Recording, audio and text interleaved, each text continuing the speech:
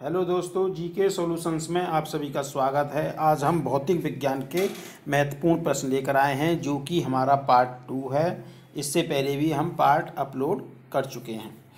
तो इससे पिछले वीडियो में जो हमने प्रश्न पूछा था उसका बहुत ही कम लोगों ने आंसर दिया है। प्रश्न ये था कि केस्कोग्राफ खाली स्थान मापने का एक यंत्र है। इसके ऑप्शन हैं हृदय की धड़कन, ऑप्शन बी वायुमंडल का दबाव, ऑप्शन सी भूकंप की तीव्रता, ऑप्शन डी पौधों में वृद्धि। तो केस्कोग्राफ पौधों में वृद्धि, पौधों की वृद्धि मापने का एक यंत्र है। अब प्रश्न नंबर 2, वॉशिंग मशीन का कार्य सिद्धांत है। वॉशिंग मशीन किस सिद्धांत पर कार्य करती है? तो वॉशिंग मशीन, इसके ऑप्शन हैं अपकेंद्रण, अपवहन, उत्क्रम परासरण, विसरण। तो वॉशिंग मशीन अपकेंद्रण के सिद्धांत पर कार्य करती है। प्रश्न नंबर 3, निम्नलिखित में से कौन सी राशि सदिश नहीं है? तो विस्थापन, वेग, बल, आयतन। तो आयतन सदिश राशि नहीं है, और यहाँ पर विस्थापन, वेग और बल कैसी राशि हैं? सदिश राशि हैं, जबकि आयतन सदिश राशि नहीं है। प्रश्न नंबर 4, निम्नलिखित में से कौन सी एक सदिश राशि है? संवेग, ऑप्शन बी दाब, ऑप्शन सी ऊर्जा, ऑप्शन डी कार्य। तो संवेग एक सदिश राशि है। फिर क्वेश्चन नंबर 5, पदार्थ के संवेग, मोमेंटम और वेग के अनुपात में कौन सी भौतिक राशि प्राप्त की जा सकती है? ऑप्शन है वेग, ऑप्शन बी त्वरण, ऑप्शन सी द्रव्यमान, ऑप्शन डी बल। तो संवेग किसे कहते हैं? किसी वस्तु के द्रव्यमान एवं वेग, द्रव्यमान और वेग के गुणनफल को संवेग कहते हैं। P बराबर mv, जहाँ पर P संवेग है, m द्रव्यमान और v वेग है। अब ये कह रहा है संवेग और वेग के अनुपात से कौन सी राशि प्राप्त की जा सकती है? तो वो राशि है द्रव्यमान। तो यहाँ पर द्रव्यमान यानी m बराबर क्या हो जाएगा? m बराबर हो जाएगा P/v। संवेग और वेग के अनुपात से द्रव्यमान को प्राप्त किया जा सकता है। दोस्तों, यदि आपने अभी तक हमारे चैनल जीके सॉल्यूशंस को सब्सक्राइब नहीं किया है तो प्लीज़ चैनल को सब्सक्राइब कर लें, साथ ही बेल आइकन को भी क्लिक कर दें, जिससे लेटेस्ट वीडियो की नोटिफिकेशन आपको मिल सके। अब प्रश्न नंबर 6, बल गुणनफल है। ऑप्शन है द्रव्यमान और वेग का, द्रव्यमान और त्वरण का, भार और वेग का, भार और त्वरण का। तो बल यानी F, बल को रिप्रेजेंट करते हैं F से। तो F बराबर क्या हो जाएगा? F बराबर होता है ma, जहाँ पर m है द्रव्यमान और a है त्वरण। तो बल किसका गुणनफल है? द्रव्यमान और त्वरण का गुणनफल है। ऊर्जा संरक्षण का आशय है कि, ऊर्जा संरक्षण का अर्थ ये होता है कि ऊर्जा को ना तो पैदा किया जा सकता है, ना ही ऊर्जा को विनाश किया जा सकता है, बल्कि ऊर्जा को एक रूप से दूसरे रूप में बदला जा सकता है। जैसे गतिज ऊर्जा को हम स्थितिज ऊर्जा में बदल सकते हैं। तो इसका आंसर कौन सा हो जाएगा कि ऊर्जा का ना तो सृजन हो सकता है और ना ही विनाश। अब प्रश्न नंबर 8, सड़क पर चलने की अपेक्षा बर्फ पर चलना कठिन होता है, क्यों?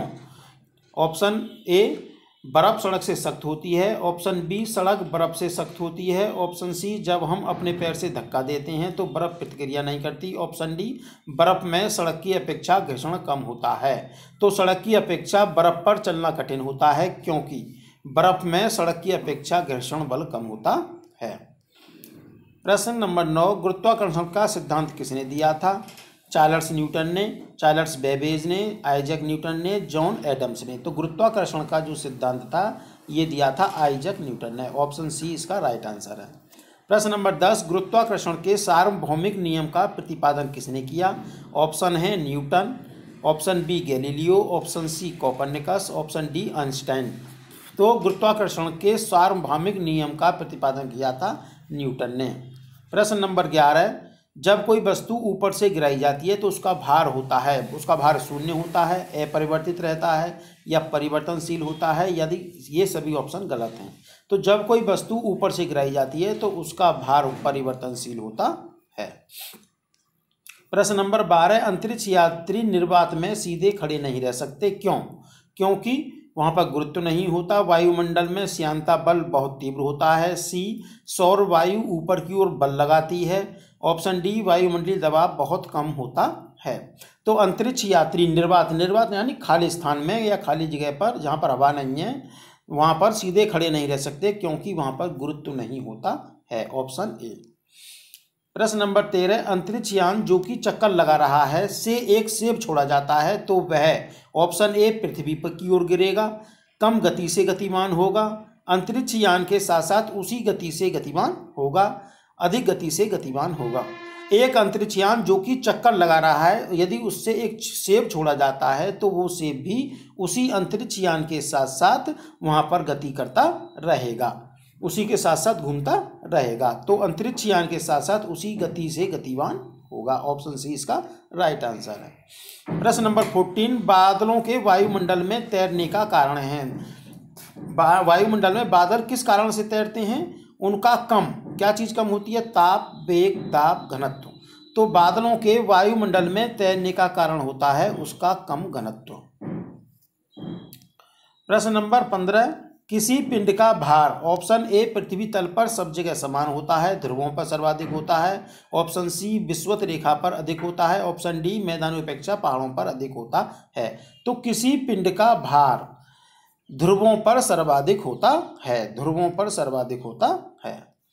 अब प्रश्न नंबर 16, किसी लिफ्ट में बैठे व्यक्ति को अपना भार कब अधिक मालूम पड़ेगा? इसके ऑप्शन हैं, जब लिफ्ट तुरंत गति से ऊपर की ओर जा रही हो, जब लिफ्ट तुरंत गति से नीचे आ रही हो, ऑप्शन सी समान वेग से ऊपर जा रही हो, ऑप्शन डी समान वेग से नीचे आ रही हो। तो किसी लिफ्ट में बैठे व्यक्ति को अपना भार अधिक जब मालूम पड़ेगा जब लिफ्ट तुरंत गति से ऊपर की ओर जा रही हो। अब प्रश्न नंबर 17, लोलक की काला विधि यानी लोलक का कार्य पीरियड, टाइम पीरियड द्रव्यमान के ऊपर निर्भर करता है, लंबाई के ऊपर निर्भर करता है, समय के ऊपर निर्भर करता है या तापक्रम के ऊपर निर्भर करता है? तो लोलक का टाइम पीरियड यानी काला विधि लंबाई के ऊपर निर्भर करता है। प्रश्न नंबर 18, किस ताप पर पानी का घनत्व अधिक होता है? 4 डिग्री सेंटीग्रेड पर, 0 डिग्री सेंटीग्रेड पर, -4 डिग्री सेंटीग्रेड पर या -8 डिग्री सेंटीग्रेड पर? तो 4 डिग्री सेंटीग्रेड पर पानी का घनत्व अधिकतम होता है। प्रश्न नंबर 19, वस्तु की मात्रा बदलने पर अपरिवर्तित रहेगा आयतन, भार, द्रव्यमान, घनत्व। तो वस्तु की मात्रा बदलने पर घनत्व अपरिवर्तित रहता है। प्रश्न नंबर 20, पृथ्वी का पलायन वेग है 15 किलोमीटर प्रति सेकंड, ऑप्शन बी 21.1 किलोमीटर प्रति सेकंड, ऑप्शन सी 7 किलोमीटर प्रति सेकंड, ऑप्शन डी 11.2 किलोमीटर प्रति सेकंड। तो पृथ्वी का पलायन वेग होता है 11.2 किलोमीटर प्रति सेकंड। प्रश्न नंबर 21, वर्षा की बूंद की गोलाकार आकृति का कारण क्या है? वर्षा की बूंद गोलाकार क्यों होती है? द्रव का घनत्व के कारण, पृष्ठ तनाव के कारण, वायुमंडलीय दाब के कारण या गुरुत्व के कारण? तो वर्षा की बूंद का गोल होना पृष्ठ तनाव के कारण होता है। प्रश्न नंबर 22, वर्षा की बूंदें गोलाकार होती हैं क्यों? क्योंकि वे बहुत अधिक ऊंचाई से गिरती हैं, हवा में प्रतिरोध होता है, जल में पृष्ठ तनाव होता है, उपयुक्त में से कोई नहीं। तो वर्षा की बूंदें गोलाकार होती हैं क्योंकि जल में पृष्ठ तनाव होता है। ऑप्शन सी, लोलक घड़ियां गर्मियों में सुस्त हो जाती हैं क्यों? गर्मियों में दिन लंबे होते हैं। बी, कुंडली में घर्षण होता है। सी, लोलक की लंबाई बढ़ जाती है। डी, लोलक के भार में परिवर्तन आ जाता है। तो लोलक घड़ियां गर्मियों में सुस्त हो जाती हैं क्योंकि गर्मियों में लोलक की लंबाई बढ़ जाती है। प्रश्न नंबर 24, पेंडुलम घड़ी तीव्र गति से चल सकती है ग्रीष्म ऋतु में, शीतकाल में, बसंत ऋतु में, वर्षा ऋतु में? तो पेंडुलम की घड़ी शीतकाल में तीव्र गति से चल सकती है। अब अगला है प्रकाश की गति है। ऑप्शन ए 9.10 मीटर प्रति सेकंड, 3 × 10⁻11 मीटर प्रति सेकंड, 3 × 10⁸8 मीटर प्रति सेकंड, 2 × 10⁴ मीटर प्रति सेकंड। तो प्रकाश की गति होती है 3 × 10⁸8 मीटर प्रति सेकंड। अब प्रश्न नंबर 26, सूर्य के प्रकाश को धरती की सतह पर पहुंचने में लगने वाला समय है लगभग 4.2 सेकंड, 4.8 सेकंड, 8.5 मिनट या 3.6 घंटे। तो सूर्य के प्रकाश को धरती की सतह पर पहुंचने में जो समय लगता है वह समय होता है लगभग 8.5 मिनट। अब अगला प्रश्न है, जब कोई जहाज नदी से सागर में घुसता है तब वह कुछ ऊपर उठता है। बी, वह कुछ नीचे जाता है, वह उसी तल पर रहता है। डी, वह समुद्र की तली में डूब जाता है। तो जब कोई जहाज नदी से सागर में घुसता है तो वह कुछ ऊपर उठता है, यानी कम पानी से ज़्यादा पानी में जाता है तो वह कुछ ऊपर उठता है। प्रश्न नंबर 28, प्रकाशीय सजावट और तथा विज्ञापन के लिए विसर्जन नलिकाओं में प्रयुक्त होने वाली गैस है। Carbon dioxide, ammonia, sulphur dioxide, neon. प्रकाशीय सजावट तथा विज्ञापन के लिए विसर्जन नलिकाओं में प्रयुक्त होने वाली गैस होती है नियॉन। मृग मरीचिका का कारण है। तो मृग मरीचिका क्या होती है? गर्मियों के दिनों में दोपहर में हमें कुछ दूरी पर पानी का आभास होता है, इसी को ही मृग मरीचिका कहते हैं। तो इसके ऑप्शन है प्रकाश के व्यतिकरण के कारण, प्रकाश के विवर्तन के कारण, प्रकाश के ध्रुवण के कारण या प्रकाश के पूर्ण आंतरिक परावर्तन के कारण। तो मृग मरीचिका का कारण होता है प्रकाश का पूर्ण आंतरिक परावर्तन होना। अब है, एक काटा हुआ हीरा क्यों जगमगाता है? इसकी आणविक संरचना के कारण, प्रकाश के शोषण के कारण, पूर्ण आंतरिक परावर्तन के कारण, कुछ अन्य निहित गुण के कारण। तो एक कटा हुआ हीरा पूर्ण आंतरिक परावर्तन के कारण जगमगाता है, ऑप्शन सी। अब अंतिम प्रश्न आपके लिए है, ये आपको कमेंट में बताना है। किसी तारे का रंग दर्शाता है उसकी पृथ्वी से दूरी, उसका ताप, उसकी ज्योति, उसकी सूर्य से दूरी। ये आपको इसका आंसर कमेंट में आपको बताना है। यदि आपको हमारे वीडियो पसंद आया हो तो इसे लाइक करें, अधिक से अधिक अपने फ्रेंड्स के बीच में ग्रुप में शेयर करें और साथ ही हमारे चैनल जीके सॉल्यूशंस को सब्सक्राइब करें। जय हिंद, जय भारत।